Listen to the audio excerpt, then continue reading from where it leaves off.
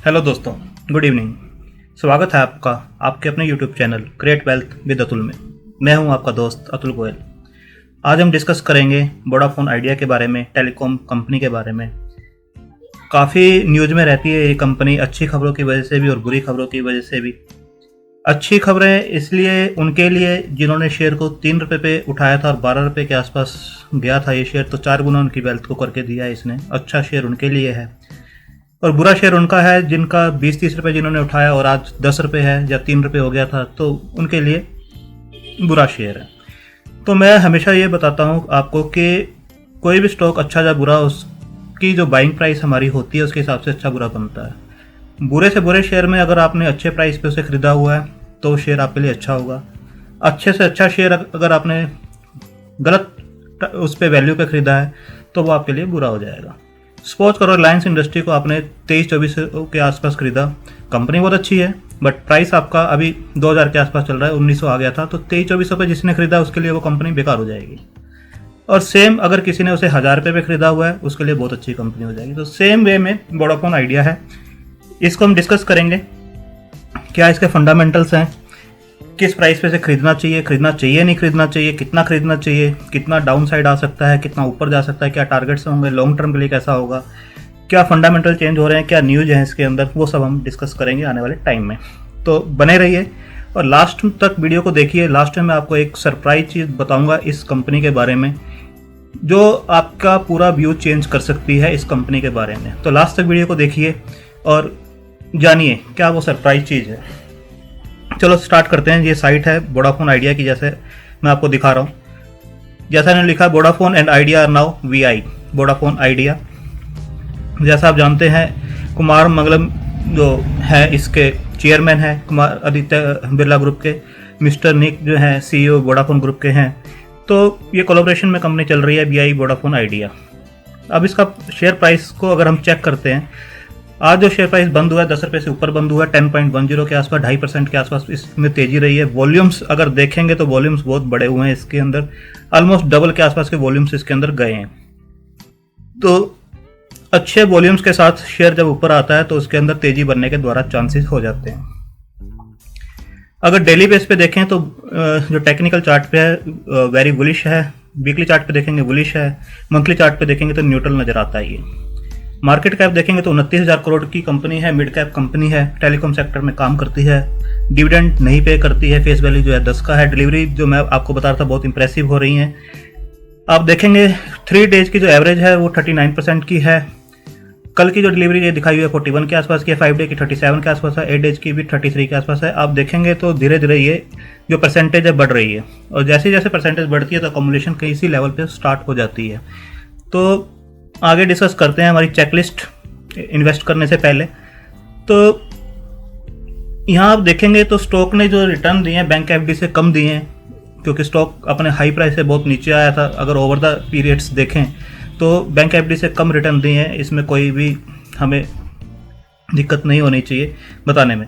और dividend returns आपको बताया इंप्रेसिव नहीं है, डिविडेंड ही नहीं देता तो इंप्रेसिव क्या होंगे या अट्रैक्टिव क्या होंगे। Entry point good time to enter है, ओवरबॉट जोन में नहीं है क्योंकि अपने ऊपर से बहुत नीचे आया हुआ है। एंट्री जोन अच्छा बताया गया है।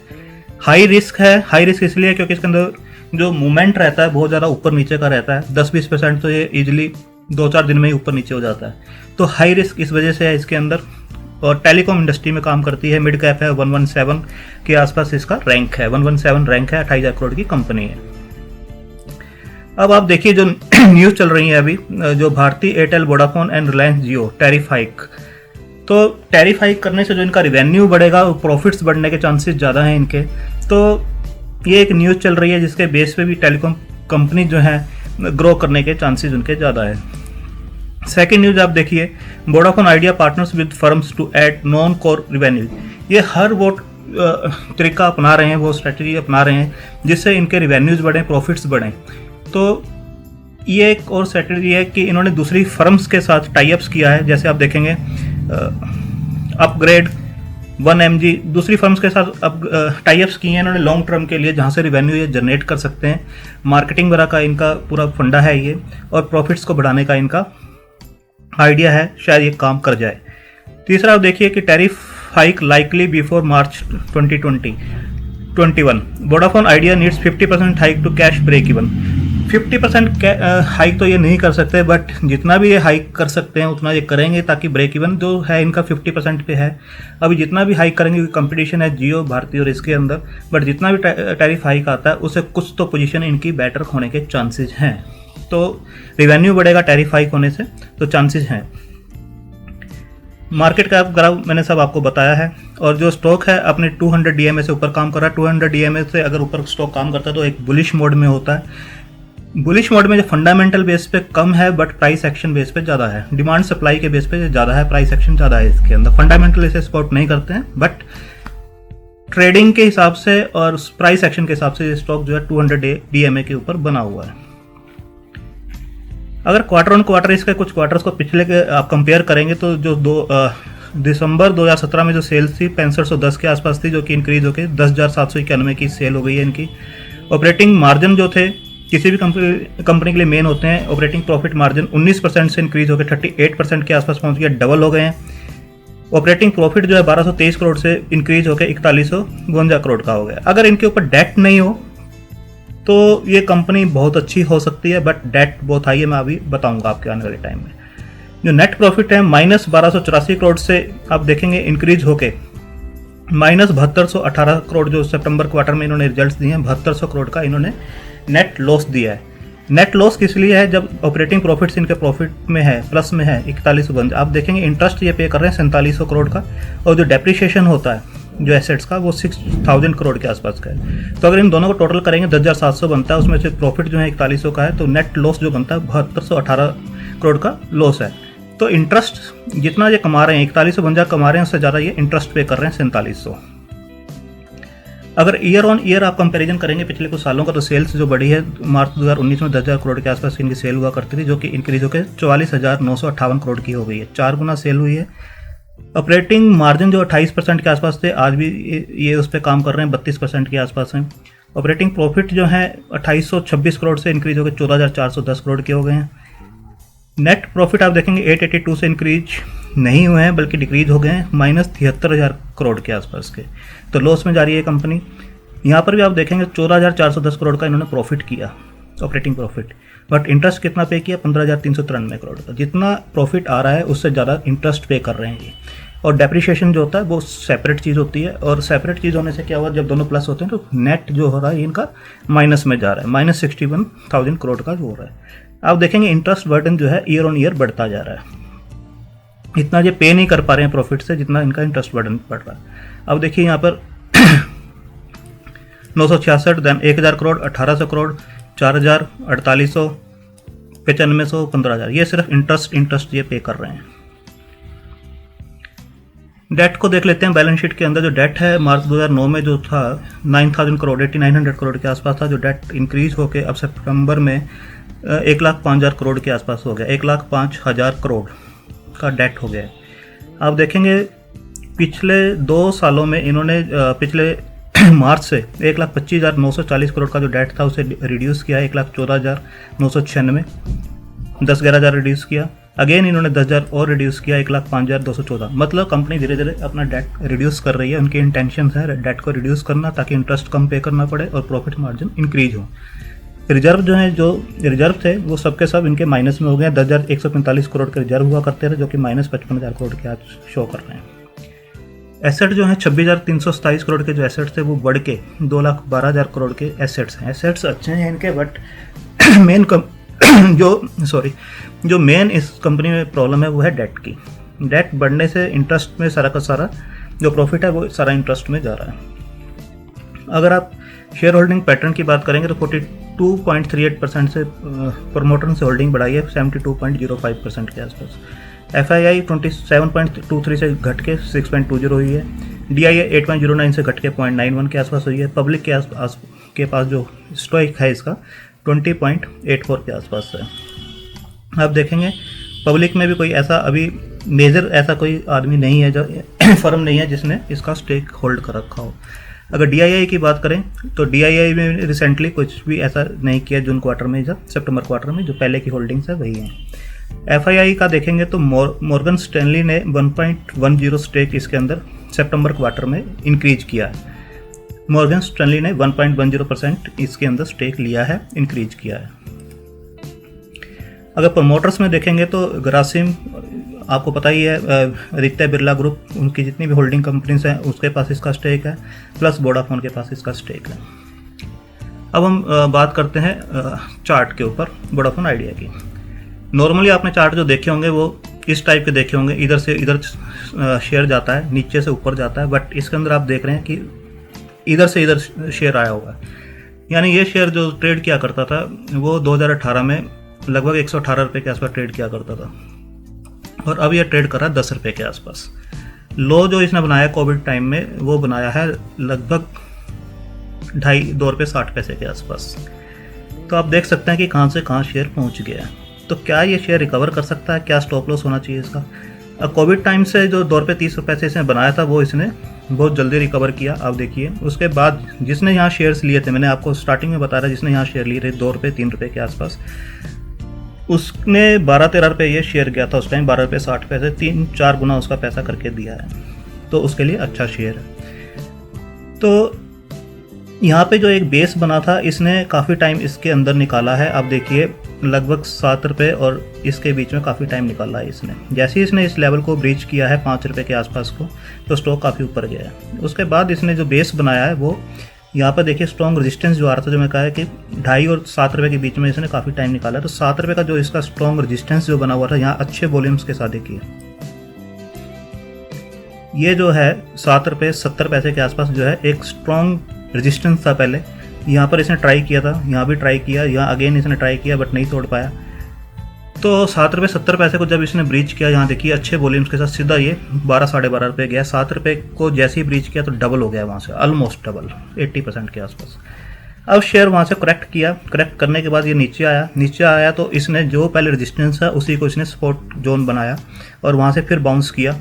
अगेन इसने एक नया हाई बनाया 13.5 रुपये का। वहाँ से फिर ये स्टॉक करेक्ट किया। सुप्रीम कोर्ट की जो डिसीजन आया था उसके बाद अगेन इसने अपना स्टॉक ने जो है करेक्शन दी। कहाँ पे सपोर्ट लिया इसने? अगेन 7 रुपये 70 पैसे के आसपास इसने सपोर्ट लिया। तो 7 रुपये 70 पैसे को ये 2 बार टेस्ट कर चुका है और अच्छा सपोर्ट यहाँ पर ले रहा है। इसके बाद शेयर ने अगेन अप ट्रेंड स्टार्ट किया। अब देखेंगे कि ये थोड़े से हाई जो लो हैं इसके हाई हो रहे हैं। यहाँ 7 रुपये 70 पैसे बनाया, यहाँ पे इसने 8 रुपये 50 पैसे के आसपास का इसका लो बनना स्टार्ट हुआ। उसके बाद अगेन इसने जो लो बना रहा है 9 रुपये 60 पैसे के आसपास, 9 रुपये 50 पैसे के आसपास के लो बना रहा है। तो पहले 7.5 रुपये के आसपास था, फिर 8.5 और अब 9.5 रुपये के आसपास से कंसोलिडेट कर रहा है। आप देखिए इसे, ये कंसोलिडेट यहाँ पर कर रहा है इस टाइप से।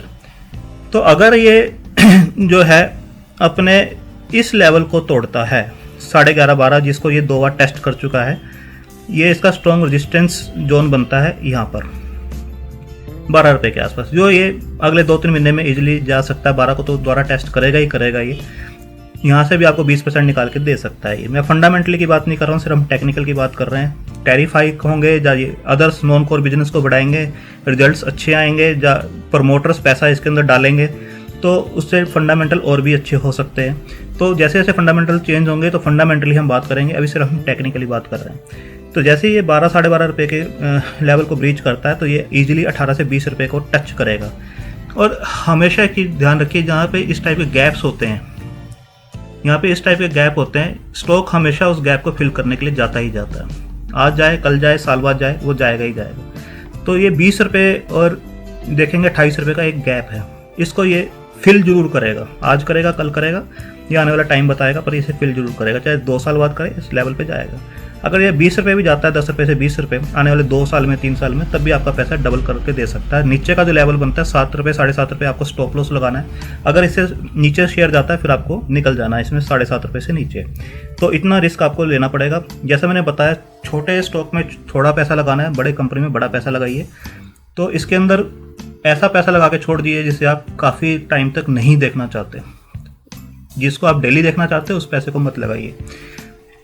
अब आप कहेंगे कि क्या ये शेयर यहाँ तक जा सकता है? पॉसिबल है, बिल्कुल पॉसिबल है, अगर इसके फंडामेंटल्स चेंज होते हैं तो।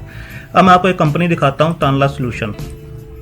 आप कहेंगे ये क्या चाहिए, ये क्या यू बना हुआ है? ये शेयर जो है 820 रुपीज़ पे ट्रेड किया करता था 2008 में। उसके बाद 2008 की करेक्शन में ये नीचे आया और ये पूरी तरह से कोलैप्स हो गया। कोलैप्स किस लिए हुआ? क्योंकि नोकिया के साथ इसकी डीलिंग्स थी और बिजनेस था इसका, और दोनों के जो बिजनेस टर्म्स थे वो सही नहीं चले और उसकी वजह से टोटली बैंकक्रप्ट और टोटली कोलैप्स हो गया बिजनेस इसका। तो शेयर जो है 820 रुपये से गिर के जो है ऑलमोस्ट 2-3 रुपये के आसपास आ गया था। ग्राफ इसका भी ऑलमोस्ट वैसा ही बनता, तो 2-3 रुपये आया और काफ़ी साल इसने 2009 से, देखिए 2009 से लेके 2009 से ऑलमोस्ट 2020 तक इसने इसी लेवल पे ट्रेड किया है। धीरे धीरे इंप्रूव किया, 70, 72, 73 के आसपास आया, पहले 2-3 रुपये चला, 17 रुपये आया, ठीक है ना। इसने भी वही कहानी देखी है जो वोडाफोन आइडिया में चल रही है, ठीक है ना। 3 रुपये का शेयर हुआ, ऊपर गया 14-15, अगेन करेक्ट हुआ, 5-6 रुपये आया, पेनी स्टॉक था बिल्कुल, ठीक है ना, 5-6 रुपये हुआ, अगेन ये ऊपर आया, 40-50 रुपये को टच हुआ, वहाँ से 10 गुना पैसा इसने, मतलब जिन्होंने वहाँ लिया था, देखो स्टॉक हमेशा आपके प्राइस पे होता है, आपने वहाँ लिया होता तो 40-45 रुपये जाता तो 14-15 रुपये गुना पैसा हो जाता। उसके बाद ये 30-35 रुपये के बीच में ट्रेड करता रहा। अब जैसे इसके फंडामेंटल्स चेंज हुए तो अब स्टॉक को देखिए दोबारा अपना हाई बना दिया उसने, लाइफ टाइम हाई, चाहे 10 साल में बनाया हो, बट अगेन उसी लेवल पे पहुंच गया। जैसा मैंने बताया था कि वोडाफोन आइडिया में एक गैप है, इसके अंदर भी आप देखेंगे एक गैप है, देख रहे हैं गैप, चार्ट मिलता जुलता है, इसके अंदर भी एक गैप है। इस गैप को इसने फिल किया है, चाहे 10 साल बाद फिल किया हो, बट इस गैप को इसने किस वॉल्यूम से फिल किया, आप देखिए मंथली चार्ट है, किस वॉल्यूम से और किस शार्प मूव से फिल किया है। आप देखिए यहाँ पर गैप है, सेम गैप जो आपको नजर आएगा इसके अंदर भी नजर आ रहा है आपको, सेम गैप। तो जो भी गैप होते हैं चार्ट के ऊपर उसे शेयर फिल करता ही है। इसी टाइप से वो शेयर भी जा सकता है अगर उसके फंडामेंटल्स इंप्रूव करेंगे तो आने वाले साल में, 2 साल में नहीं कह सकते, जैसे ये 10 साल बाद हुआ है नहीं कह सकते। आप इस टाइम इस पोजीशन में बैठे हुए हैं वोडाफोन आइडिया में, इसको यहाँ पे अकोमुलेट करके रख सकते हैं। कब वो शेयर चलेगा? 2 साल बाद, 4 साल बाद, 6 साल बाद। अगर उसने 20-30 रुपये या 100 रुपये के हाई को बनाया और 10 साल में भी वो 100 रुपये हो जाता है तो 10 गुना पैसा आपका हो जाएगा, जो कि बैंक FD RD कभी भी नहीं बना के दे सकती। तो ये आपको चार्ट दिखाने का मकसद था।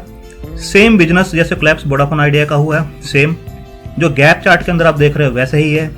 इतने हाई से शेयर डाउन आया और सेम हाई पे द्वारा चला गया और विद इन 5-6 महीने में ये स्टॉक जो है, आप देखिए 2020 में भी जनवरी में ये 81 रुपये का शेयर हुआ करता था और इस टाइम 1 साल के अंदर 10 गुना पैसा ये दे चुका है। जब शेयर मूव करता है, उसके फंडामेंटल सपोर्ट करते हैं, तो शेयर की कोई लिमिट नहीं होती है वो कहाँ जाएगा। तो आप धीरे धीरे वोडाफोन आइडिया को एक अकोमुलेट कर सकते हैं। जो रिस्की ट्रेडर हैं वो अपना 7.5 रुपये का स्टॉप लॉस लगाएं और उसे होल्ड करें और पेशेंस रखें, होल्डिंग कैपेसिटी बढ़ाएं। ऐसा पैसा मत लगाएं जिसे आप डेली देखना चाहते हैं। थोड़ा पैसा लगाएं। जो ऐसे शेयर होते हैं वो अपना पैसा खुद ही बनाते हैं। आप 1000 रुपये भी लगाएंगे तो 5000 वो अपने आप कर लेंगे, 10,000 लगाएंगे वो अपने आप 50,000 बना लेंगे। तो आपको लाखों रुपये लगाने की जरूरत नहीं है इसके अंदर। थैंक यू, धन्यवाद।